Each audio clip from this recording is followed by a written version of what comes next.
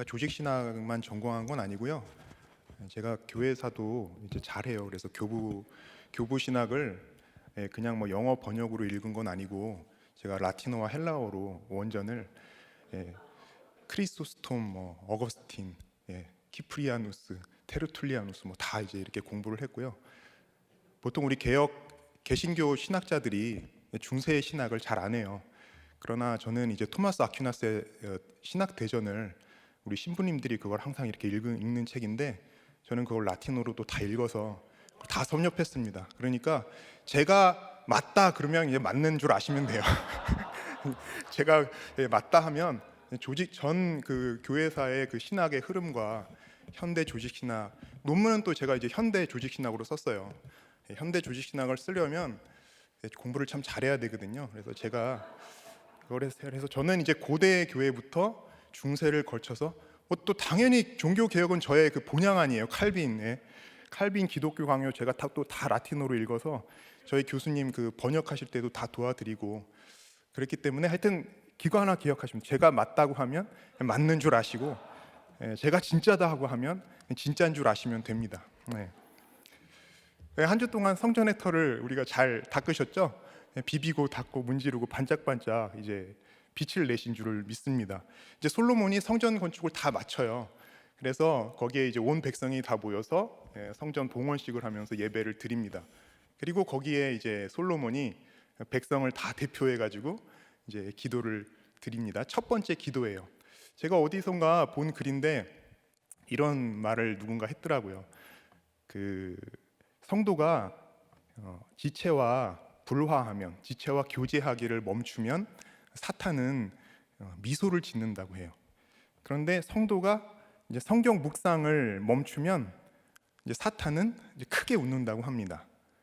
그런데 이 성도가 기도하기를 멈추면 사탄이 너무 기뻐서 폭소를 터뜨린다고 해요.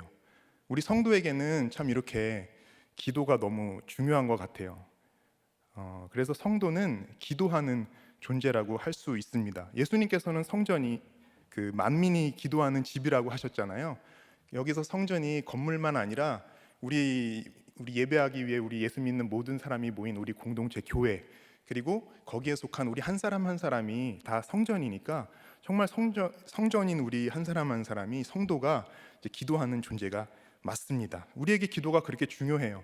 그리고 요새야말로 좀 여러 가지 면에서 우리 성도들이 간절히 기도해야 될 때가 아닌가 싶습니다. 그래서 우리 모두가 오늘 성전이 되어서 성전의 기도를 드려야 되겠는데 그러면 성전의 기도는 어떤 기도인가 오늘 말씀을 통해서 세 가지로 이제 살펴보려고 합니다. 성전의 기도는 첫 번째로 회개한 죄인의 간구예요. 22절부터 39절까지 우리가 오늘 읽지는 않았지만 보시면 이제 솔로몬의 기도의 본론이에요. 근데 거기에 이제 7가지 그 상황에서 드리는 이제 기도, 7가지 상황에서 드리는 기도를 들어달라고 솔로몬이 이제 그 기도를 들어달라고 기도를 하는 기도에 대한 기도입니다. 그 상황을 하나씩 보면 이제 다툼이 있어요. 그리고 패전, 전쟁에서 패했을 경우, 그리고 이제 가뭄이 들었을 경우, 여러 가지 재앙이 내릴 경우, 그리고 이제 이방인들이 심지어 이스라엘이 아닌 이방인들이 또 이제 하나님께 기도하는 경우, 그리고 전쟁에 나가는 그 출전의 상황에서, 그리고 포로로 잡혀간 상황에서 여러분 보시면 이제 성전을 다 건축했잖아요. 그런데 지금 여기 있는 상황들이라는 것이 우리 인간이 이제 당하는 이제 고난의 때예요. 사로잡힌 거 사실 성전을 지어놓고서 어떻게 이방 땅에 사로잡혀가는 것을 생각하면서 사실 기도를 하겠어요. 앞으로 이제 이 성전을 지었으니까 우리가 이제 무엇이든 하면 다 이루어지게 하옵소서 이렇게 기도를 드리는 것이 사실 우리의 그 본 마음 아니겠습니까? 그런데 이제 이 솔로몬이 이제 왕으로서 하나님께서 세우신 왕으로서 선지자로서 우리 인생의 문제에 대해서 이렇게 성전의 기도가 무엇인지를 보여주기 위해서 기도를 남겼다고 생각을 합니다. 근데 오늘은 우리가 이제 7번째 요 기도부터 시작되는 마지막 부분을 이제 같이 살펴보려고 하는데요. 이 7번째 기도가 포로로 잡혀갔을 때 그 기도죠. 근데 이게 이 완전수잖아요. 그러니까 이 7가지 기도는 사실은 이것이 우리가 당하는 모든 문제를 다 포함한다고 볼 수 있는 거예요. 그 대표한다고 할 수 있는 거예요. 그래서 이제 이 마지막 구절을 함께 살펴볼 텐데 36절입니다. 주께 범죄하지 아니하는 사람이 없사오니 그들이 주께 범죄함으로 주께서 그들에게 진노하사 그들을 적국에게 넘기심에 적국이 그들을 사로잡아 땅의 원근을 막론하고 끌고 간 후에 주께 범죄하지 아니하는 사람이 없습니다. 이렇게 말해요. 우리 인간이 모든 사람이 다 죄인이라는 고백이죠. 죄의 고백, 죄의 그 본질이라는 것은 사실 우리 목사님께서도 늘 말씀하시지만 빗나가는 거잖아요. 관역을 빗나가는 거, 목적을 빗나가는 거, 하나님이 창조하신 그 뜻을 빗나가는 거. 그래서 하나님을 거역하는 것이 이제 이 죄의 본질인데, 우리의 일상 속에서 보면 틈만 나면 우리가 자기 마음대로 하려고 하는 때가 있잖아요. 그럴 때 바로 이제 우리가 죄인이라는 그 만성적인 증상이 이제 나오는 순간인 것 같아요. 여기에서 자유로운 사람이 참 없는 것 같습니다. 이쯤이면 괜찮겠지, 또 이럴 때가 우리 삶 속에서 많이 있어요. 여기에 담긴 마음을 한번 생각해 보세요. 이쯤이면 괜찮겠지라고 하면서 우리 무심코 할 때가 있는데, 이 일은 별거 아니니까, 이 일은 사소하니까 지금 이 순간 한 번만큼은 내가 그냥 내 마음대로 해도 괜찮겠지, 이런 생각일 거예요. 그 순간만큼은 내 마음대로 하려는 것이고, 내가 그 순간만큼은 나의 주인이 되려는 것이고, 내가 그 순간만큼은 하나님이 되고자 하는 그 죄의 그 싹이 나오는 것이죠. 근데 이 한순간이 결국엔 하루가 되고, 그 하루가 또 한 달이 되고, 한 달이 1년이 되고, 1년이 또 평생이 되는 것이 우리의 인생입니다. 야식, 야동, 또 술, 담배, 과소비, 그리고 심지어 이 바람 같은 여러 가지 중독이 있는데요. 그 중독 가운데 있어도 오늘까지만 하자, 옆에서 다 끊으라고 그만하라고 이렇게 해도 오늘까지는 한 번만 더 하자, 이럴 때가 있는데, 정말 그러다가 질질 끌리게 되고 몸과 또 영혼과 모든 관계와 이 과정이 다 파괴되는 데까지 이르지 않습니까? 그래서 정말 우리가 사는 이 세상에서는 사소한 죄라는 건 없는 것 같아요. 우리가 100% 죄인이기 때문입니다. 그런데 하나님께서는 이 우리의 죄를 방관하지 않으세요. 불꽃 같은 눈으로 항상 지켜보시면서 죄에 대해서 진노하시고 또 죄를 심판하십니다. 그런데 이게 택자일수록 더 그런 것 같아요. 어떤 잘못을 했을 때 이제 걸리는 게 복일까요? 아니면 안 걸리는 게 복일까요? 자기 잘못을 들키고 싶어하는 사람은 세상에 없어요. 안 걸리기 위해서 이제 거짓말을 할 때도 많습니다. 그런데 택자는 정말 이제 잘 걸리는 사람 같아요. 저도 어려서부터 참 잘 걸리더라고요. 그래서 한 번은 제가 아주 어렸을 때인데, 어머니 방에 이제 들어갔더니 외투가 이렇게 옷걸이에 걸려 있는 거예요. 방에는 아무도 없고. 그래서 제가 순간 누가 가르쳐 주지도 않았는데, 순간 저 주머니에 혹시 돈이 있을지 모르겠다라고 하면서 이제 그 주머니에 손을 넣으려는 그 찰나 저희 어머니께서 방문을 벌컥 열고 들어오시더라고요. 그래서 그게 제가 다행히 손은 넣지는 않았어요. 뭐 하고 있니? 이래가지고 거기서 이제 탁 걸려서 제가 주머니에 손도 못 넣고 걸리게 되었죠. 그리고 또 한 번은 중학교 때였는데요.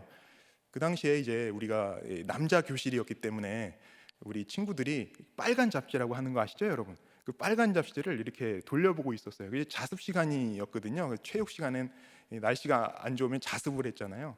그래서 이제 쭉 돌려보는데 그게 이제 제 차례가 저에게까지 왔습니다. 그래서 제가 그걸 딱 펴려고 하는데 제 자리가 맨 뒤였거든요. 키가 컸기 때문에. 선생님께서 문을 그냥 벌컥 열고 들어오시더니 제 무릎에 있는 그 책을 이렇게 와서 보시면서 이거 뭐냐고 그러면서 뺏어 가시더라고요. 그런데 다행히 제가 이제 공부를 잘하는 전교 2등 이 모범생이었기 때문에 혼이 나지 않았습니다. 그냥 봐주시더라고요. 이 차별이 그런데 이제 그렇게 있어요. 예. 미국에서 있을 때는 주차구역에 주차를 해놓고 요금을 지불을 한 다음에 일을 보고 딱 나왔는데 시간이 3분이 지났어요. 그런데 그 3분 지난 사이에 딱지가 붙어가지고 벌금을 10만 원 가까이 낸 적도 있습니다. 뭔가 이렇게 마음대로 할 수가 없다고 불평할 수도 있는 상황이에요. 그런데 이것이 바로 이제 택자라는 그런 증거입니다. 여러분들도 살다 보면 이제 이렇게 재수 없게 걸렸다고 생각하는 그런 부분들이 있을 거예요. 다른 여자와 주고받은 문자가 아내한테 딱 걸려가지고 집에서 그 죗값을 아주 호되게 치르고 계신 분들도 계시더라고요. 그런데요, 그렇게 걸려야 그렇게 딱 걸려야 더 큰 죄로 이어지지 않고 죄가 거기서 이제 멈춥니다. 그 걸릴 때 자기 죄를 바로 인정하고, 또 우리가 목장에서 그 죄악들을 솔직하게 이렇게 나눌 때 우리 안에 있는 죄가 이제 힘을 잃어버리게 되는 것이죠. 따라서 감추고 싶은 나의 잘못이 드러나고 또 걸리는 것이 우리 택자한테는, 이 성도에게는 그것이 바로 복입니다. 자주 걸리는 그만큼 하나님께서 여러분을 택자로 여기셔서 불꽃 같은 눈으로 지켜보신다고 생각하면 될 것 같아요. 무슨 일이든 걸리면 이제 원망하지 마시고요. 아, 하나님께서 나를 이렇게 따라다니시면서 지켜보고 계시는구나, 하나님께서 나의 죄를 이렇게 막아주시려는구나 라고 이제 받아들이시고, 또 그 죄에 걸렸을 때 불평하지 마시고 죄의 대가를 잘 치르시면서, 특별히 이제 목장에서 목장 식구들의 응원을 열렬히 받으시면서 그렇게 잘 감당하시기를 바랍니다. 그리고 좀 그렇게 끊어야 될 것들은 좀 이렇게 딱 끊으세요. 그 빨리 끊을수록 정말 하나님께서 주시는 복을 누리게 됩니다. 그런데 이렇게 죄값을 치르고 있는 이 징벌 상태가 바로 적국에게 사로잡혀간 상태입니다. 죄에 대한 징벌에 매여 있는 상태예요. 묶여 있는 상태. 37절은 이것을 사로잡혀간 땅이라고 표현합니다. 37절에서 38절입니다.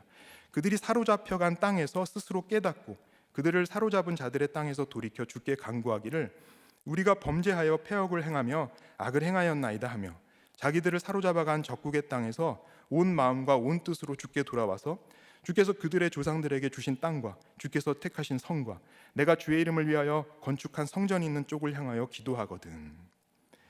우리가 저마다 다 사로잡혀간 땅이 있잖아요. 이 사로잡혀간 땅에서 택자는 무엇을 해야 할까요?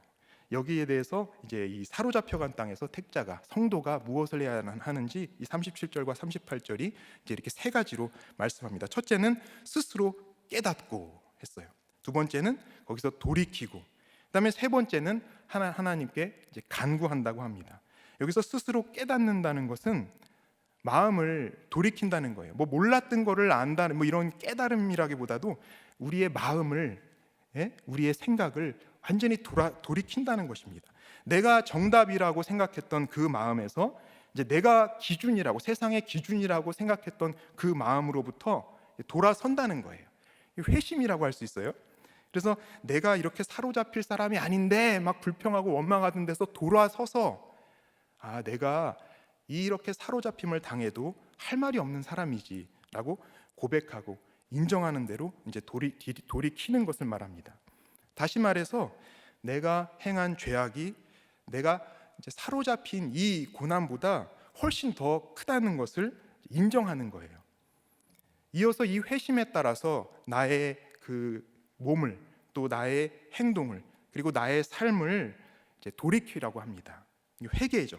지금까지 사로잡힌 환경에서 벗어나려고 이건 내 거 아니야 그러면서 벗어나려고 막 용을 썼다면, 이제는 내가 내 죄를 깨닫고 마음을 돌이켜서 내가 이제 실제로 내 삶이 변할 때까지 그 매여 있는 환경, 사로잡혀 있는 그 땅에 잘 매여 있기로 이제 적용을 하는 것이죠.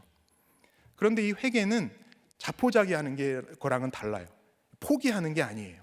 왜냐하면 이 회개 가운데 이제 하나님께 간구하기 때문입니다. 간구하는 나의 소망이 있어요. 하나님을 향한 나의 소망이 있습니다. 사로잡힌 일이 내가 마땅히 당해야 할 일이지만 그것이 내 삶의 끝이 아니라는 것, 내 삶의 결론은 아니라는 것을 이제 소망하는 거예요. 왜냐하면 나를 지으신 주님께서, 지금 나와 함께 아파하시는 주님께서, 그리고 나를 위해서 중보해 주시는 주님께서, 내가 돌아오기를, 내가 돌이키기를 간절히 기다리고 계시는 주님께서, 이 땅에서, 이 사로잡힌 땅에서 나를 성전으로 세워가실 그 주님을 내가 바라보고 주님께 소망을 두고 간구하기 때문입니다. 이것이 성전의 기도예요. 사로잡힌 땅에 있지만 그곳에서 회개하며 주님의 성전으로 나를 굳건히 세워가면서 드리는 기도입니다. 내가 정답이라고 생각했던 죄악을 회개하고 주님만이 정답이심을 이제 고백하면서 주님께 간구하는 그러한 기도입니다. 회개한 죄인의 간구입니다. 제가 미국 유학 중에 있었던 일인데요. 박사과정 2학년 때 2년 차 때였어요. 그때 이제 칼빈 교수님이라는 분이 계셨는데 수업의 그 첫 시간이었습니다. 첫 시간이니까 우리 학생들이 다 돌아가면서 이제 자기소개를 하잖아요. 그런데 여러분 뭐 수업에서 그 소개한다는 것이 뭐 뻔하죠. 나는 지금까지 무슨 공부를 했고 지금 뭐 이제 앞으로 내가 또 무슨 공부를 할 것이고 이 수업에서 내가 기대하는 것이 무엇이다. 뭐 이런 그 이 자기소개를 이렇게 하는 게 뭐 일반적이고 너무 당연한데 저도 이제 제 차례가 되기 전에 또 막 영어로 해야 되잖아요. 근데 제가 이 영어는 제가 또 잘 못해요, 말은. 그래서 무슨 말을 어떻게 해야 될까 머릿속으로 막 생각하는데 그날 아침 큐티한 말씀이 생각나더라고요. 그날 아침 본문이 그 예루살렘에 돌아온 족장들이 성전을 건축하기 위해서 자기의 그 예물을 기쁘게 드렸다는 에스라 2장 말씀이었는데요. 그 말씀을 이렇게 생각하고 있다 보니까 제가 이제 제 차례가 되었어요. 그런데 이제 저도 모르게 그냥 뭐 내가 이렇게 공부 열심히 해왔어 이런 얘기를 해도 되는데 글쎄 제가 지금까지 제가 이렇게 열심히 또 학벌과 이 경력을 쌓아서 훌륭한 신학자가 되려고 훌륭한 목사가 되려고 이렇게 노력을 했는데 그만 내 힘과 내 노력만 의지하다 보니까 이제 가정 하나 지키지 못했다. 아내가 나와 이혼하겠다고 집을 떠났었다. 그래서 우리는 이혼 직전까지 갔었다. 가정이 다 무너진 것이다. 그런데 정말 놀라운 은혜로 좋은 교회를 만나서 내 죄를 보게 되고 그 말씀을 통해서 주님을 다시 만나게 해주셔서 인생에 정말 방황이 그쳤다. 우리 무너진 성전이 진짜 끝났다. 세워졌다. 이런 나눔을 제가 이렇게 했어요. 근데 제가 정말 잊을 수 없는 그 장면이 그 앞에 있는 그 박사생들 외국인 학생이 이제 여럿 있고 한국 학생이 이제 2명 정도 있었는데 전부 다들 다 뭐 당황한 기색이 역력하더라고요. 그리고 특별히 한국 학생들은 저랑 또 더 잘 알잖아요. 그러니까 이제 제 눈을 못 맞추면서 그렇게 너무 민망해 하더라고요. 그래서 저는 사실 그들과 똑같았습니다. 제가 이렇게 강단에서 목사의 어떤 그 개인적인 이야기, 특별히 이렇게 안 되는 이야기, 아내랑 싸운 이야기, 심지어 아내가 나랑 이혼하겠다고 집을 떠났던 이야기, 이런 이야기들은 저는 절대로 해서는 안 되는 말이라는 그 굳은 확신이 있었거든요. 그렇게 하면 이 복음을 전할 수가 없다. 그렇게 하면 이 성경을 가르칠 수 없기 때문에 나는 그래서 우리 저 설교할 때 이렇게 이제 기도하라고 교육을 받기도 했어요. 주님의 십자가 아래 이 전하는 자는 다 감춰 주시고 전하는 말씀만 증거되게 하옵소서. 정말 우리가 다 아시죠? 그렇게 기도를 했던 것들. 저도 정말 그러면 되는 줄 알았는데 그러다가 진짜 가정이 폭삭 무너져 가지고 그래서 진짜 제가 원래 그랬거든요. 그런데 이렇게 그날 말씀에 따라서 저의 무너진 이 가정의 이 성전을 다시 세우기 위해서는 중수하기 위해서는 이제 제가 기쁘게 드려야 될 예물이 다른 것이 아니라 이렇게 저의 무너진 이야기를 솔직하게 나누는 것이라고 이제 그렇게 생각이 했던 것 같아요. 그렇게 이제 된 것 같습니다. 그런데 그 나눔을 다 들으신 교수님께서 학생들은 막 다 당황하고 민망해하고 그러고 있는데 그 교수님께서 자기의 그 어려웠던 이야기를 하시더라고요. 박사과정 공부할 때 그 이야기들, 특별히 저처럼 그분도 이제 논문을 다 끝내기 전에 목회를 시작하셔서 10년 동안 논문을 못 끝내시고 이제 그 어려움을 겪으셨더라고요. 사모님과의 또 이제 관계 갈등도 있었고 그런 얘기들을 다 나누시는 거예요. 그렇게 이제 그 첫 수업에 저의 그 칼빈 신학교에서의 그 특별한 칼빈 교수님과의 관계가 이제 시작이 되었습니다. 제가 이때가 이제 2015년이에요. 저는 한국에 2017년에 왔잖아요. 근데 이제 아내가 저를 버리고 떠났던 시간은 이제 2014년이었습니다. 그러니까 시점이 말이죠. 제가 이런 나름대로 묵상을 하고 나름대로 나눔을 하고 적용을 했던 것이 우리들 교회에 제가 물리적으로 제 몸이 우리들 교회에 오기 전의 일이에요. 태평양 건너서 이제 미국에서 사실 있었던 일입니다. 이것이 사실 어떻게 가능했겠어요? 여러분들이 매주 목장에 가서 여러분들의 그 고난을 나누시고 여러분들의 삶을 나누시고 또 여러분들께서 회개한 그 죄악들을 나누시는 그 공동체의 그 놀라운 은혜가 이제 태평양 건너까지 이렇게 온라인을 통해서든 아니면 여러분들이 하늘에 올려드린 그 기도를 통해서든 이제 이렇게 전달이 되는 거예요. 태평양 건너서 저희 가정에까지 전달이 되어서 거기서 정말 이렇게 부스러기처럼 떨어지는 거잖아요. 우리가 여기 안 있기 때문에 부스러기처럼 떨어지는 은혜를 가지고서도 정말 제가 그런 은혜를 이제 받을 수 있었던 것 같아요. 그러니까 여러분들께서 매주 이렇게 모여서 나누시는 이 목장 예배, 그리고 매주 교회에 모여서 하나님께 올리시는 이 예배가 너무도 이제 귀한 것이고요. 하나님께서 바로 우리들 교회의 이 공동체의 아름다운 예배를 사용하셔서 세상 구석구석에 저처럼 이렇게 죽어가고 있는 영혼들, 무너져가는 가정들을 살려주십니다. 그 기도를 통해서 여러분들이 올려드리는 게 다 하나님 앞에 기도예요. 그 기도를 통해서 하나님이 들어주시고 이제 가정이 살아나게 하시고 무너진 성전들이 이제 건축되는 놀라운 역사가 일어나는 것입니다. 이러한 은혜가 날마다 쉬지 않고 우리들 교회 공동체 안에서 계속되기를 간절히 소원합니다. 적용 질문입니다. 내가 사로잡혀간 땅은 어디입니까? 그 땅에서 원망하십니까?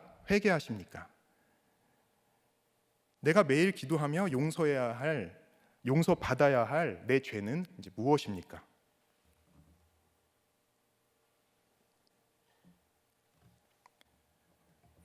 자, 성전의 기도 두 번째는 하늘에 계신 주께서 들으십니다. 39절이에요.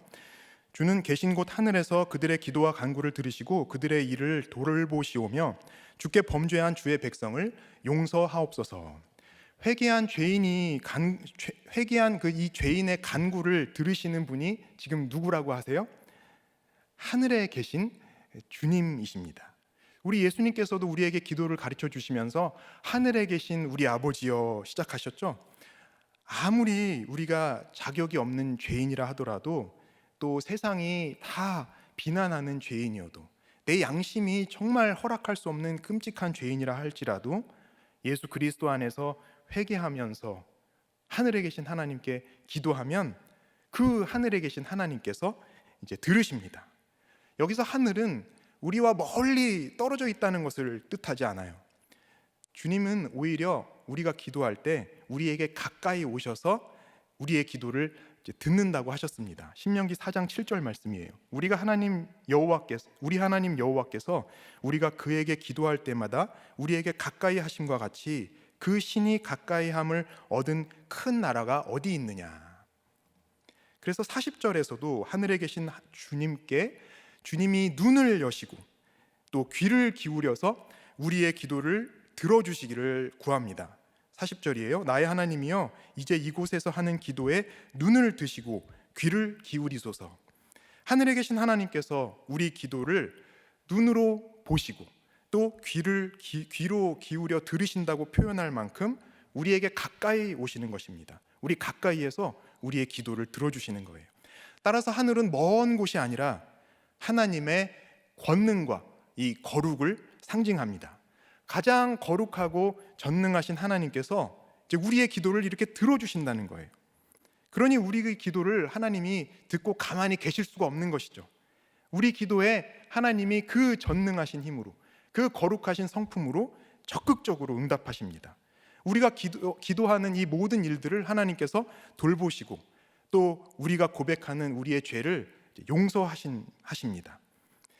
여기서 우리 일을 돌보신다는 것은 우리 뜻대로 하나님께서 다 이루어 주신다는 것이 아니에요. 그렇게 이해하기 쉽잖아요. 하나님, 제가 기도하는 일을 돌보아 주세요 하면 뜻대로 다 이루어 주세요라고 이해하기 쉬운데, 사실 이것은 그런 뜻이 아니라요, 정확한 표현으로는 주님의 의로운 심판을 내려주십시오. 제가 기도한 이 일들에 대해서 주님의 의로운 심판을 내려주십시오. 우리가 지금 사로잡혀간 땅에 있습니다. 거기에서 자기 죄를 보고 이제 회개했어요. 내가 인정해야 될 내 죄를 이제 깨달았습니다. 그런데 그것을 내가 완전히 이해할 수 있게, 머리로만 이해하는 것이 아니라 내 마음이 거기에 전적으로 동의할 수 있게, 그래서 내가 100% 죄인이라는 것을 완전히 내가 인정하고, 하나님께서 이러한 판단을, 내가 죄인이라고 말씀해 주시는 하나님께서 100% 옳으십니다라는 것을 완전히 인정할 수 있게 하나님께 간구하는 것입니다. 바로 이것이 내 죄패가 호패가 되는 것이죠. 그렇게 되게 해달라고 지금 기도하는 것입니다. 이것조차 우리 뜻대로 되지가 않아요. 이것조차 우리는 우리 힘으로 할 수가 없습니다. 따라서 하늘에 계신 하나님께 간구하는 것이죠. 뜻이 하늘에서 이루어진 것 같이 땅에서도 이루어지게 해달라고, 이 땅에서 내가 하나님의 성전으로 세워지게 해달라고 하나님께 기도하는 것입니다. 그런데 주님의 의로운 심판은 죄사함과 뗄래야 뗄 수가 없어요. 죄에 대한 심판은 사실 우리 성도에게는 구원입니다. 우리가 100% 죄인임을 고백한 결과는 따라서 죽음이 아니라 생명이에요.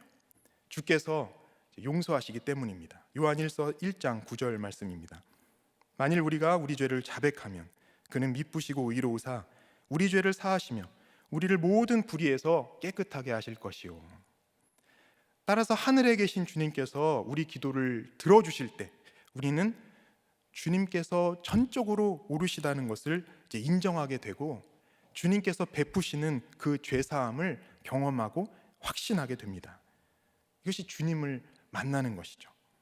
이 만남이 성전의 기도에 대한 하늘에 계신 하나님의 응답입니다. 그래서 문제 해결이 기도의 응답이 아니에요. 그 문제를 통해서 주님을 만나는 것이, 하나님을 만나는 것이 바로 성전의 기도에 대한 최고의 응답입니다. 칼빈 교수님 수업을 이제 그 학기 수업을 마치고 반년 후에 저는 그 박사과정 종합시험을 보았습니다.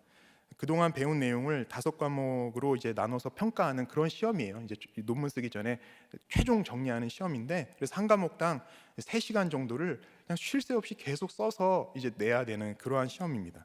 그 결과에 따라서 아주 잘 쓴 그 소수의 학생은 무사 통과를 하는 것이고요. 대부분의 학생은 이제 부족한 부분들에 대한 이제 보충 논문을 이제 써서 내요.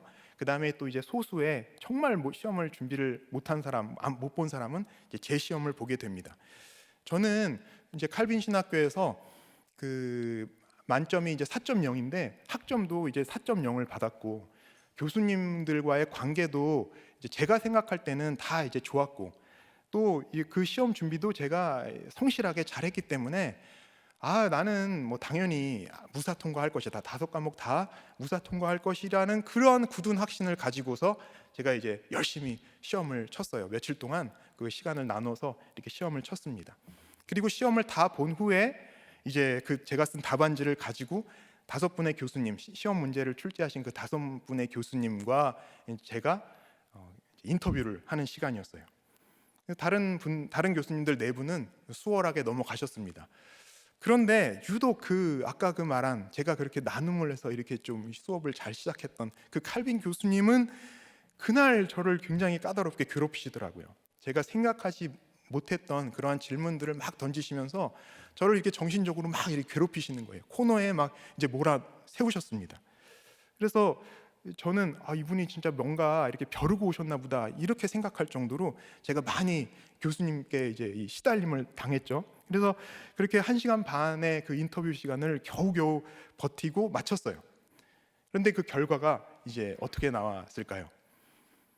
4과목은 이제 감사하게도 잘 통과를 했습니다. 그런데 그 칼빈 교수님이 이제 내신 시험은 저에게 이렇게 하라는 통보를 해주시더라고요. 네가 쓴 답안을 이제 처음부터 끝까지 집에서 다시 다 써서 가지고 오너라. 다시 제출해라. 이게요, 다시 재시험을 보는 것도 아니고 또 보충 부족한 부분만 일부만 써서 내는 게 아니라 답안을 처음부터 다시 다 쓰래요. 그것도 집에 가지고 가서. 저는 그게 무슨 의도로 그렇게 하셨는지 그때 진짜 알 수가 없었고요. 인정이 안 되었습니다. 그래서 화가 잔뜩 나서 이제 기숙사에 돌아왔어요. 근데 이제 우리가 화가 잔뜩 날 때는 어떻게 해야 됩니까? 그때 이제 애들하고 이제 말하면 안 돼요. 아내랑 이제 대화를 하면 더욱더 큰일 납니다. 그런 때는 이제 조용히 방에 들어가서 이제 큐티책을 펴야죠. 화가 잔뜩 났을 때는 큐티책을 펴시라. 그래서 큐티책을 탁 폈어요. 그랬더니 그날 본문이 이제 전도서 1장이더라고요. 마음을 다하며 지혜를 써서 하늘 아래에서 행하는 모든 일을 연구하며 살핀즉 뭐라고 하신 줄 아세요? 이는 괴로운 것이라. 그리고 이어서 이렇게 말씀하세요. 해 아래서 행하는 모든 일이 다 헛되어 바람을 잡으려는 것이라고 또 하십니다. 그리고 지혜가 많으면 번뇌도 많으니 이렇게 말씀하시는 거예요. 제가 그걸 읽는데 제가 뭔가를 좀 아까 말씀드린 대로 제가 굉장히 저는 이게 자랑할 게 사실 아니에요. 저는 다른 분들은 삶의 여러 영역을 다 이제 골고루 경험하시고 다양한 삶을 사셨잖아요. 근데 저는 진짜 태어나서 지금까지 한 일이 공부밖에 없어요. 오죽하면 아내가 당신은 언제 학생이 아닌 때가 언제냐고 이렇게 물어볼 정도로 저는 이게 공부밖에 한 일이 없기 때문에 사실 그런 거예요. 이게 재수 없어도 그냥 그러려니 하세요. 저는 그거 외에는 또 할 줄 아는 게 아무것도 없다는 거. 이제 그거를 좀 기억해 주시고 불쌍히 여겨 주셔야 됩니다, 여러분들이. 그래서 제가 잘 안다고 생각을 하니까 이제 잘 안다고 생각하고 또 이 선생님들한테도 나는 더 이상 배울 게 없어 이런 생각을 가지고 있다 보니까 그만 하나님께서 그 마음을 드러내시기 위해서 이제 저에게 번뇌와 근심을 하게 하신 그 사건이었던 것이죠. 말씀대로 이루어진 사실은 그런 사건이었어요. 하지만 저는 아직 그때 그 주님의 이제 의로운 심판이잖아요. 이게 그 주님의 의로운 심판 아니겠습니까? 근데 그 의로운 심판을 저는 이제 받아들이질 못했어요. 이게 나에 대한 심판이라는 것이 인정이 안 되더라고요. 그래서 제가 전적으로 틀렸다고 생각도 안 했고, 저분 괜히 내가 너무 잘하니까, 내가 답을 너무 완벽하게 했으니까 나를 교만하지 못하게 하시려고 이러나, 이런 어리석은 생각까지 하면서 제가 이제 인정이 안 됐습니다. 그리고 그 답을 몇 날 며칠까지 써서 내라고 했는데 빨리 써서 내면 좋을 것을 제가 그거를 안 쓰고 계속 미루고 있었어요. 저의 이 소심한 항의였던 것이죠. 그리고 몇 주가 지나서 이제 박사과정 디렉터 교수님께 메일이 왔습니다. 다음 학기 조교 배정에 관한 알림이었어요. 교수님들이 여러 분 계시고 또 교수님들 한 학기 섬길 이 박사생들이 이제 조교로 선발된 박사생들이 있습니다. 그래서 이제 한 학기마다 돌아가면서 하는데 제가 아까 조직신학, 제 전공은 조직신학이에요. 그러니까 조직신학 전공이니까 조직신학 교수님께 밑에 들어가서 조교를 하는 게 그게 통상적이거든요. 다 그래요. 그런데 저에게 배정된 교수님이 바로 저에게 유명한 이제 칼빈 교수님이었던 것입니다. 그분은 전공이 윤리학이었거든요. 그러니까 저랑은 사실 만날 이유가 없는 분인데 제가 그 밑에 들어갔어요. 아니 하필이면 왜 칼빈 교수님?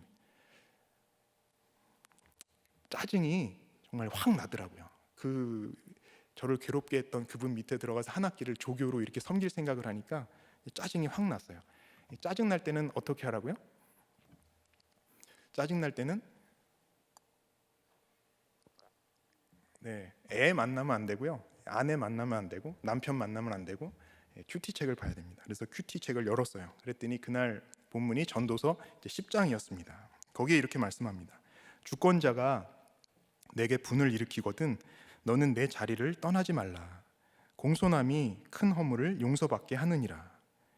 그 구절을 제가 몇 번 읽었어요. 그리고 생각했습니다.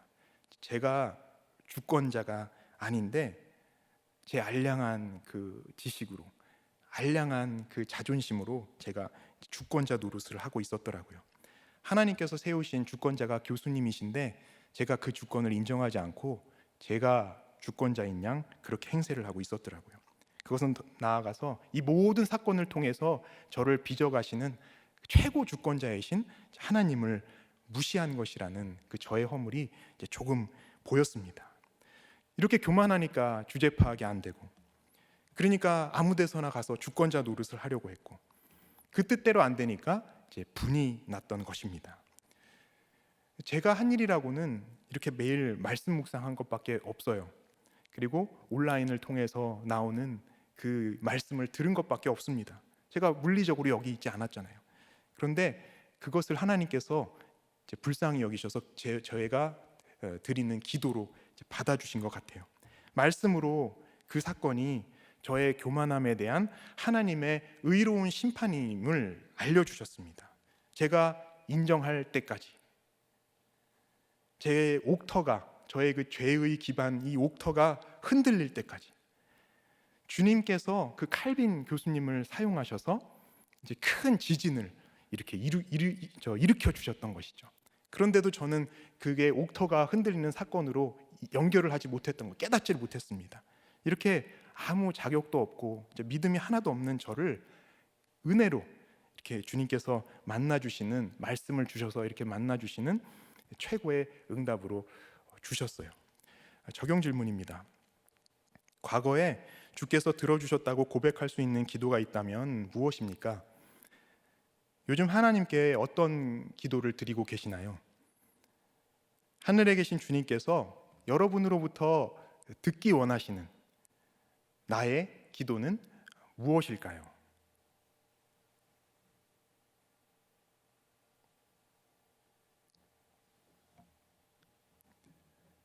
성전의 기도는 세 번째로 예수님 때문에 기뻐합니다. 41절이에요. 여호와 하나님이여 일어나 들어가사 주의 능력의 궤와 함께 주의 평안한 처소에 계시옵소서.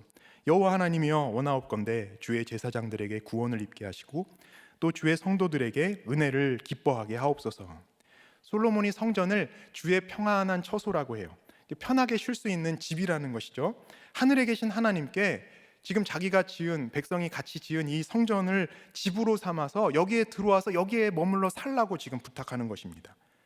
솔로몬도 이 요청이 말도 안 되는 요청이라는 것을 알았어요. 18절에 하늘과 하늘들의 하늘이라도 주를 용납하지 못한다고 솔로몬이 이미 고백을 했잖아요. 그러니까 이 요청이 말이 안 된다는 것을 안 것이죠. 하지만 지금 솔로몬은 그만큼 주께서 우리에게 가까이 임해 주시기를, 가까이 임하셔서 우리의 기도를 들어주시기를 지금 간절히 요청하는 것입니다. 그런데 이어지는 7장에서 볼 수 있듯이 하나님께서 지금 이 기도를 응답해 주셨어요. 그래서 하나님의 영광으로 그 성전을 가득 채우셨습니다. 하나님께서 이렇게 성전에 들어와서 같이 거하시니까 그 이제 성전에서 예배하는 제사장들이 구원을 입어요. 그리고 주의 성도들이 하나님께서 베푸신 그 은혜를 기뻐합니다. 하나님의 온 백성이 구원의 은혜 때문에 함께 기뻐하는 거죠. 이 기쁨은 다른 기쁨이 아니라 하나님과 성전에서 만남의 기쁨입니다. 그러면 하나님과의 만남이 왜 구원이고 왜 기쁨일까요?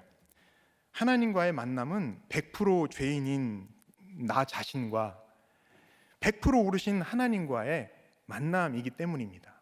그러니까 이건 사실 있을 수가 없는 일인 것이죠. 죽을 수밖에 없는 죄인이 생명의 주님과 연결되는 그런 엄청난 사건인 거예요. 주님으로부터 그래서 우리가 생명을 공급받게 됩니다. 죽었다가 살아나게 되는 것이고, 그렇기 때문에 구원이고, 그 구원이 있기 때문에 이제 기쁩니다. 우리 삶에서 이 하나님과의 만남은 말씀이 들리는 거예요. 말씀이 들려서 그 말씀대로 내 삶에서 순종하게 되는 것이죠. 아까 칼빈 교수님과의 그 사건에서 전도서 10장 말씀으로 저의 그 옥터가 흔들리게 하신, 그래서 제 죄, 제가 그 상황에서도 이제 주권자가 되려고 했던 그 교만의 죄를 이제 회개하게 하셨잖아요. 그렇게 제가 인정을 하고 회개를 하니까 저절로 이렇게 또 순종을 하게 되더라고요. 그래서 그날부터 저는 바로 이렇게 이제 투정 부리던 거, 항의하던 것을 멈추고 바로 성실하게 답안지를 썼습니다. 그래서 마감일에 맞춰서 이제 답안을 제출했어요. 그리고 이제 칼빈 교수님 조교일을 시작하면서 그 학기 시작할 때 첫 미팅을 이제 가는 날이었습니다. 그래서 아침에 묵상을 하는데 마가복음 4장이었어요.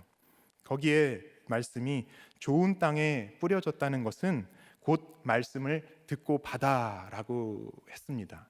이 옥토, 말씀을 받아들이는 이 옥토에 관한 말씀이었죠.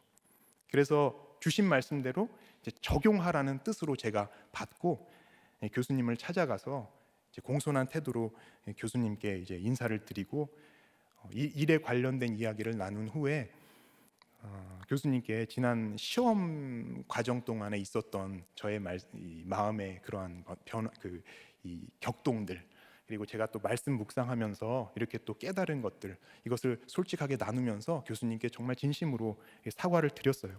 그랬더니 교수님께서도 그걸 너무 잘 이해를 해주시고 그 마음을 잘 헤아려 주시더라고요.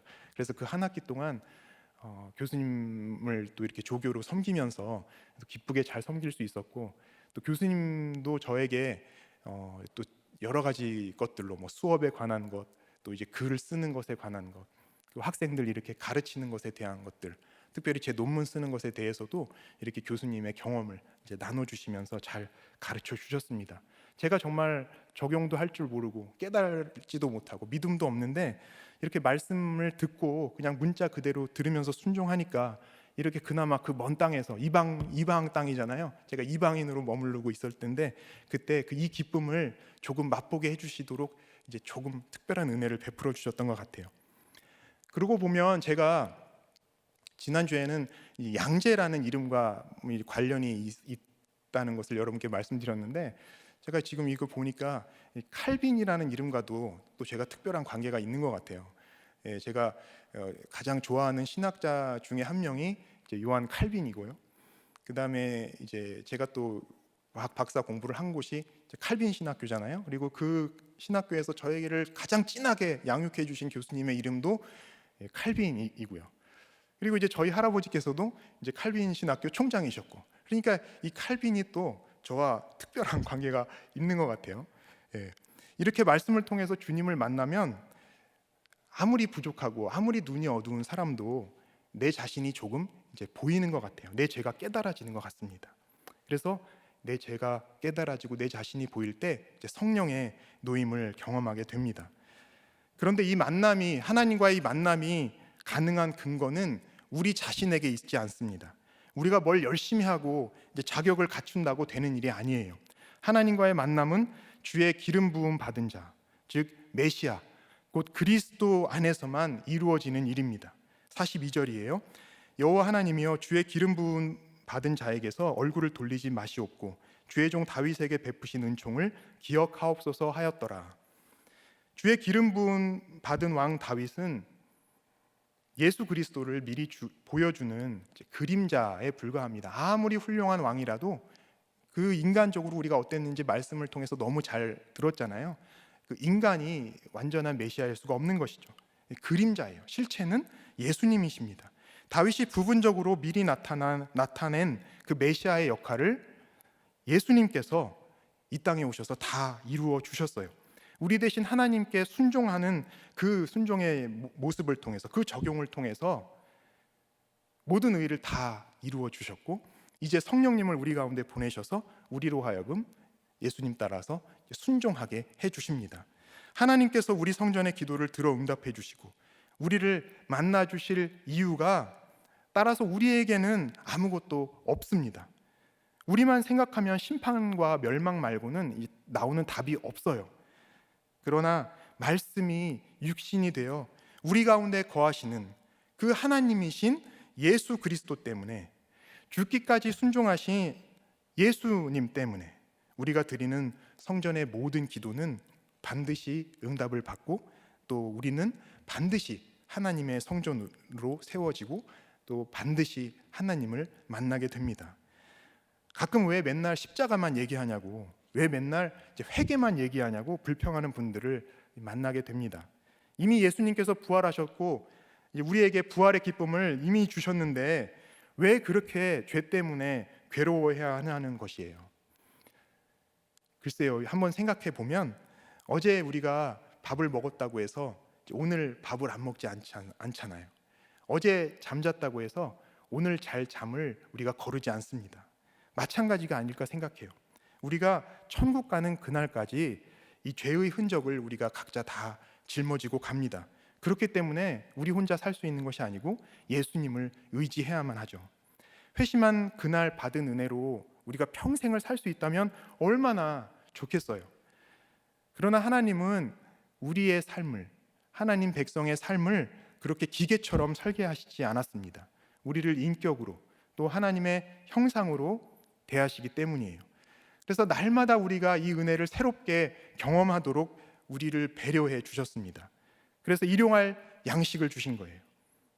육의 양식뿐만 아니라 영의 그 양식도 일용할 양식입니다. 매일 말씀으로 자신을 다시 보고 내 안에 깊이 숨어 있는, 그래서 잘 보이지 않는 그 깊이 숨어 있는 그 죄를 조금씩 깨달아서 회개하고, 그렇게 회개할 때 주님께서 베푸시는 그 죄사함의 은혜를 새롭게 경험하는 것입니다. 매일 십자가와 부활이 우리 영혼에 새롭게 새겨지는 것이고요. 날마다 자기를 부인하고 날마다 자기 십자가를 지고 주님을 한 걸음씩 따라가는 것입니다. 죄를 깨닫는 만큼 죄를 속량하신 우리 주님의 은혜를 깨닫습니다. 죄를 깨닫지 못하면 은혜도 깨달을 수가 없죠. 그래서 회개는 슬픈 것이 아니에요. 우리를 우울하게 하는 것도 아닙니다. 회개한 만큼 은혜를 경험하기 때문에 기쁜 거예요. 최고의 감정이라는 말씀이 맞습니다. 회개는 은혜로 가는 길이잖아요. 예수님께서는 우리 대신 지신 그 십자가를 억지로 지지 않으셨어요. 슬프게 지지 않으셨습니다. 물론 고통의 십자가예요. 죽음에 이르는 죽기까지 낮아지신 그 고통을 다 직접 당하셨습니다. 그러나 그 십자가를 자원해서 기쁘게 지신 줄 믿어요. 이렇게 기쁘게 예수님께서 십자가를 지시고 앞서 가셨기 때문에 우리가 회개를 통해서 우리의 죄를 보는 그 아픔을 통해서 가는 곳이 다른 곳이 아니라 십자가 지신 예수님 앞이에요. 그래서 예수님께 나아가서 예수님을 만나게 됩니다. 그래서 예수님 때문에 이제 기쁘게 될 수 있는 것이죠. 그래서 우리는 모든 기도를 우리 의가 아니라, 우리 이름이 아니라 예수님의 의, 예수님의 이름으로 드립니다. 우리 이름으로는 하나님을 움직일 수가 없어요. 그러나 예수 그리스도의 이름이 하나님을 움직이게 하기 때문에 우리가 예수 그리스도의 이름에 의지하여서 기도를 드리는 것입니다. 우리가 드리는 기도를 하늘에 계신 하나님께서 들어주셔야 되는 그 이유가, 그 유일한 근거가 예수 그리스도께 있습니다. 예수님께서 우리 기도의 응답을 책임져 주시는 거예요. 우리 위에 사람이 되어서 이 땅에 오신 우리 주님, 우리 위에 십자가 죽음을 당하신 우리 예수님, 우리 위에 사망 권세 이기시고 이제 부활하신 우리 예수님께서 하나님의 응답을 이렇게 보장해 주시고 또 이렇게 책임져 주시기 때문에 오늘도 우리는 어떠한 상황에 있든지, 우리 마음의 상태가 어떠하든지, 어떠한 고난과 어떠한 죄로 우리의 삶이 다 무너져 내렸든지 상관없이 그 주님의 의지에서 예수님을 힘입어 은혜의 보좌 앞으로 오늘도 담대하게 나아갈 수 있는 것입니다.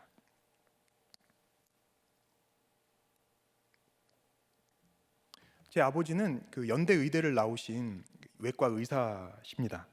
믿음도 좋으시고 또 인품도 좋으시고 수술 실력도 갖추셨는데 다른 의사만큼 돈을 못 버셨어요. 아버지 입장에서 보면 돈을 안 버셨다고 하는 게 맞을지도 모르겠습니다. 아버지께서 의사가 돈 버는 것을 도둑질처럼 여기셨거든요.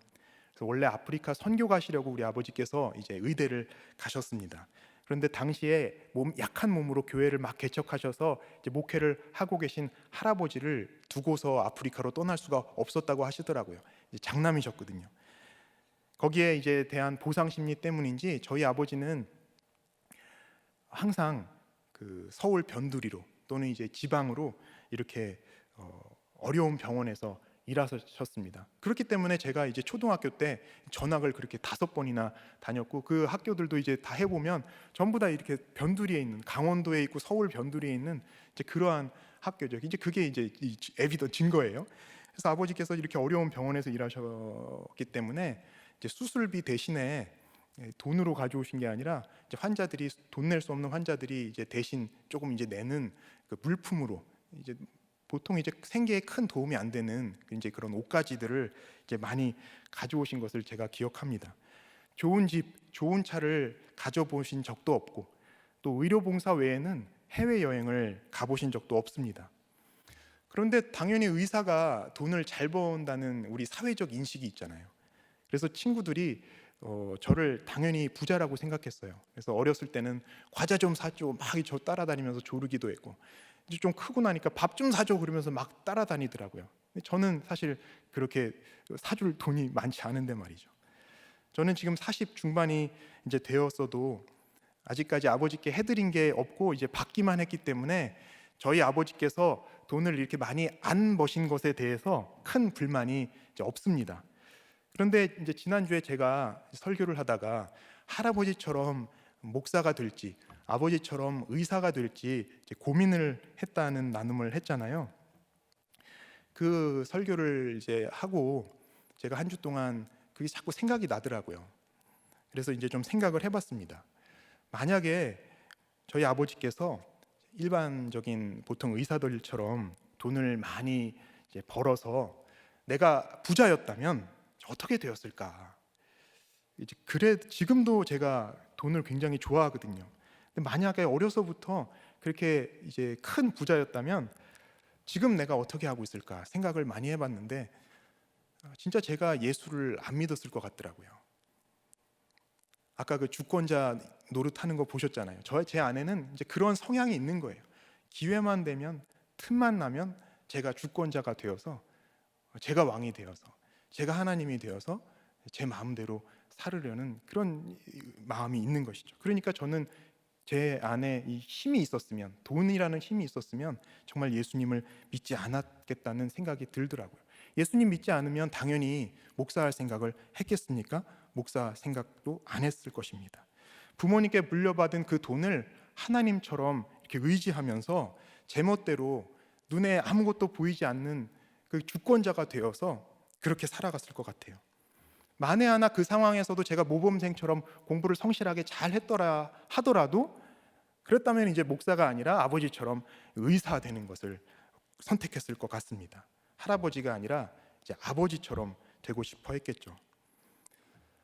제가 지난주에 나눔할 때는 의사는 한 번밖에 어차피 죽을 인생 한 번 살리는 것 뿐인데 목사는 복음으로 영생을 이렇게 전하니까 그게 더 가치가 있어 보여서 제가 목사를 선택했다고 이렇게 말씀을 드렸는데요. 가만 생각을 해봤어요. 진짜 그럴까? 그게 다일까? 물론 그 부분이 있겠죠. 그 부분이 있어요. 그러나 그게 전부일까? 생각을 해봤습니다. 그랬더니 제 무의식에 제가 의식하지 못했으니까요. 진짜 저는 그 전까진 그렇게 생각을 해본 적이 없는데 이 한 주 동안 제가 생각이 많이 나더라고요. 이 무의식 가운데 그 당시에도 이미 돈과 성공에 대한 판단이 깔려 있었던 것이죠.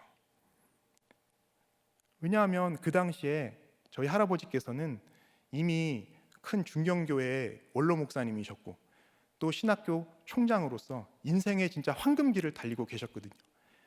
그에 반해 저희 아버지는 그저 환자밖에 모르시는 환자 돌보기에 바쁘신 그런 의사셨어요. 그래서 늘 당시에 이제 휴대폰이 없었고요. 삐삐라는 게 있었습니다. 그래서 이 삐삐 호출이 나면 언제든지 전화를 해서 한밤중에라도 병원에 가서 이제 수술을 하셔야 됐고요. 어디를 가나 항상 그 연락을 받으셔야 되겠고 어디든지 연락이 오면 병원에 가서 이제 또 환자를 돌보셔야 됐습니다. 그렇게 24시간을 아버지께서 이제 대기를 하고 계셨던 모습이 기억이 나요. 그런데 그러면서도 거기에 대한 보상으로서 남들이 다 받는 그러한 힘이 되는 돈이 아니라 우리 생계에 별로 도움이 안 되는 옷가지들을 이렇게 받아오시는 그런 고단한 삶을 아버지께서는 사셨습니다. 할아버지의 삶과 아버지의 삶이 너무도 차이가 났던 거예요. 할아버지는 말씀만 하면 모든 게 다 이루어지더라고요. 그 당시에는. 근데 아버지는 늘 연락을 기다리시고 늘 연락받으면 거기에 따라서 움직이시는 그러한 삶이 너무 비교가 되는 거예요.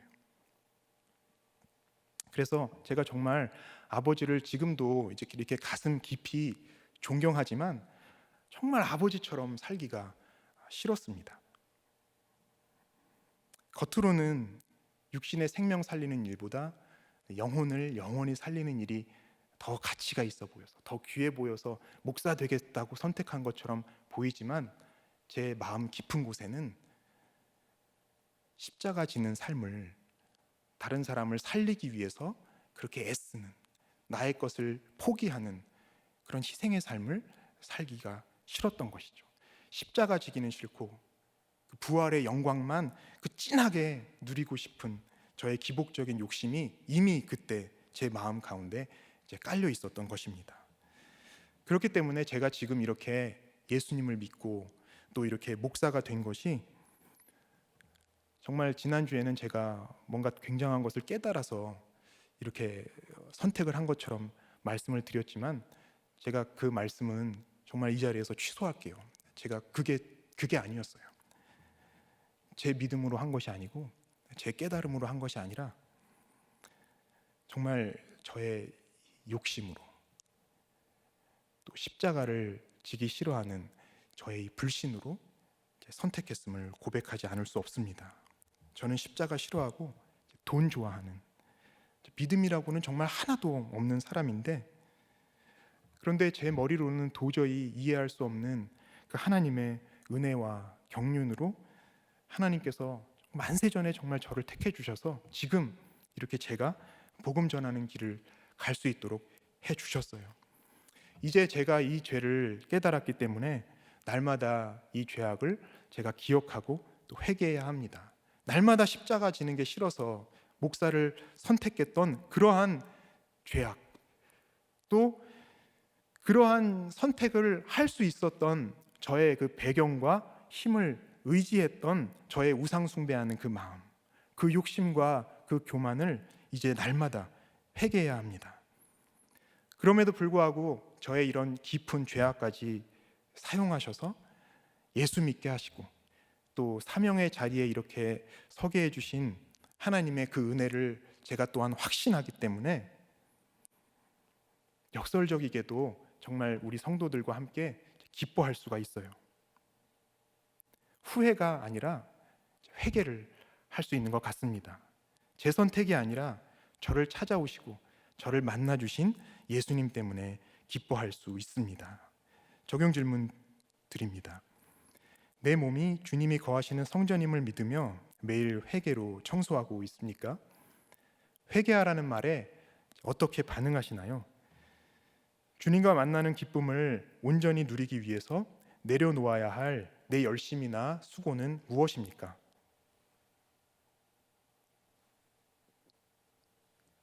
이제 말씀을 맺겠습니다. 성전의 터 위에 성전을 잘 지었으면 이제 성전의 기도를 날마다 드려야 합니다. 성전의 기도는 회개한 죄인의 간구예요. 사로잡혀간 땅 같은 그 고난 속에서 우리의 원망을 그치고 자기 죄를 깨달아서 이제 회개해야 합니다.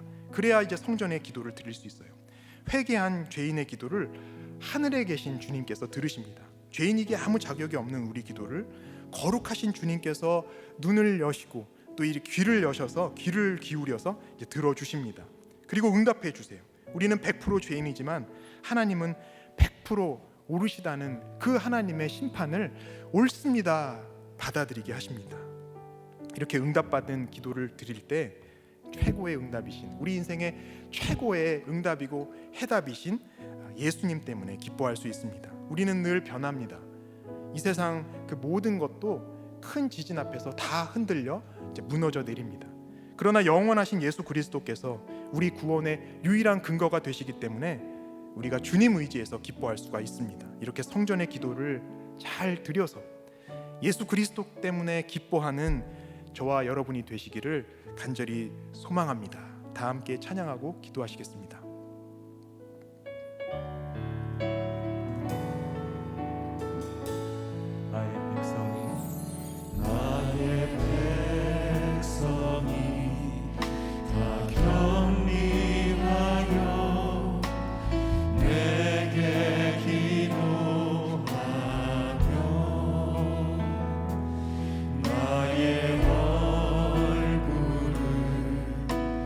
구하여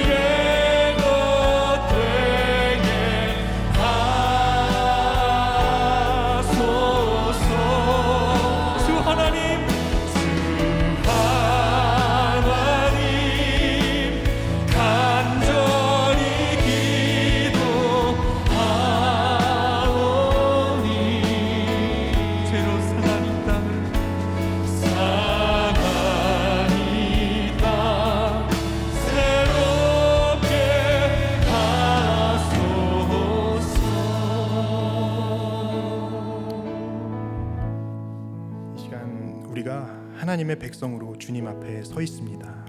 우리 모두가 각자 처소에서 하나님의 성전으로 주님 앞에 기도하고 있습니다. 이 시간 함께 기도하실 때 이 땅을 고쳐주시기를 기도합시다. 코로나 재앙으로 병든 이 땅을 주님 고쳐주시옵소서. 악한 인본주의적 가치관으로 상한 이 땅을 주님 새롭게 하여 주시옵소서. 주님 이 땅의 교회들을 살려주시옵소서. 저희가 주님께 저의 죄를 자복하고 또 회개하기를 원합니다. 그러나 주님, 저희가 힘이 없습니다. 도와주시옵소서. 주님, 저희 가정을 좀 살려주시옵소서. 말씀이 들리는 주님과의 만남을 주여 허락하여 주시옵소서. 말씀 묵상과 가정 중수의 사명을 감당하는 우리들 교회를 하늘에 계신 아버지께서 지켜주시옵소서. 주일학교 어린이들과 학생들을 위해서 기도하시고 또 선교사님들을 위해서, 이 세상에 이 땅에 아직도 이렇게 자유를 박탈당하고 핍박당하는 불쌍한 백성들이 많이 있는데 그들을 위해서 또 태아생명보호법이 제정되고 평등법이 제정되지 않도록 다 함께 합심해서 기도하시겠습니다. 하나님 아버지, 오직 주님의 은혜로 저를 주님께서 이렇게 만세 전부터 택하여 예수 믿게 하시고 또 이렇게 복음 전하는 사명의 길을 갈 수 있도록 불러주셨지만, 하나님, 제가 정말 태어날 때부터 악하고 태어날 때부터 교만하고 태어날 때부터 하나님을 거역하기에 제가 십자가 지기를 싫어했습니다. 하나님, 더 악하게는 그렇게 십자가 지는 것을 싫어하면서도 더 교묘하게, 마치 무슨 고상한 이유가 있는 것처럼, 마치 뭔가를 깨달은 것처럼 그렇게 제 자신을 가장하며 이렇게 속이며 제 불신과 욕심을 하나님 앞에서 이렇게 감추려고 했습니다. 하나님, 그러나 오늘 이렇게 성전의 기도를 통해서 제 안에 깊이 감춰졌던 이 숨어있던 이 뿌리 깊은 죄악들을 이렇게 조금이라도 보게 하시고 또 이렇게 고백하게 하시니 하나님 감사합니다. 정말 아무 자격이 없는 저인데 오직 주 예수 그리스도의 은혜로 이렇게 저를 말씀으로 만나주시고 다시 한번 이렇게 주님께 돌아서게 하시니 하나님 감사합니다. 하나님 불쌍히 여겨 주시옵소서. 오늘 함께 말씀을 들은 저희 모두가 회개한 죄인으로서 성전의 기도를 잘 드릴 수 있도록 역사하여 주시옵소서. 저희가 기도할 때마다 하늘에 계신 주께서 들어 주시옵소서. 말씀이 들리는 은혜로 응답하여 주셔서 어떠한 상황에서도 어떠한 고난에서도 예수님 때문에 기뻐할 수 있도록 인도하여 주시옵소서. 하나님 아버지, 우리들 교회 주님께서 지켜 주시옵소서. 한 사람 한 가정을 이렇게 말씀으로 살리는 우리의 사역이 사탄의 방해를 받지 않도록 주여 도와 주시옵소서. 저희 가운데 몸과 마음이 아픈 분들이 계십니다. 주님, 이 시간 방문하여 주시고 신방하여 주셔서 그들을 회복시켜 주시옵소서. 하나님, 우리가 일어날 힘이 없습니다. 주님, 일어날 힘을 부어 주시옵소서. 성령님 도와 주시옵소서. 하나님 아버지, 이 땅을 불쌍히 여겨 주시옵소서. 이 땅이 다 병들었습니다. 하나님, 질병으로 병들었습니다. 하나님, 인본주의적인 가치관으로 병이 들었습니다. 하나님, 싸움과 갈등으로 병이 들었습니다. 하나님을 거역하는 이 불신으로 병이 들어 있습니다. 주님, 치유하여 주시옵소서. 아멘. 코로나가 그치게 하여 주시옵소서. 아멘. 백신이 공급될 수 있도록 하나님 도와 주시옵소서. 창조 질서를 파괴하고 생명을 경시하는 모든 악한 가치관으로부터 우리가 먼저 주님의 말씀에 순종하여서 떠나게 하여 주시옵소서. 아멘. 태아생명법이 제정되고 평등법이 제정되지 않도록 주님 보호하여 주시옵소서. 하나님, 특별히 미얀마와 또 북한과 다른 어둠의 땅에 있는 주님의 백성들 주님께서 불쌍히 여겨주시며 하나님 찾아가 주시고 위로하여 주시고 하나님 그 땅에 자유를 허락하여 주셔서 그곳에도 복음이 마음껏 선포되어서 정말 그들의 삶 가운데도 하늘에 계신 하나님 아버지의 그 기도 응답을 만나는 귀한 구원의 역사가 나타날 수 있도록 주님 도와 주시옵소서. 주 예수 그리스도의 이름으로 기도하옵나이다. 아멘.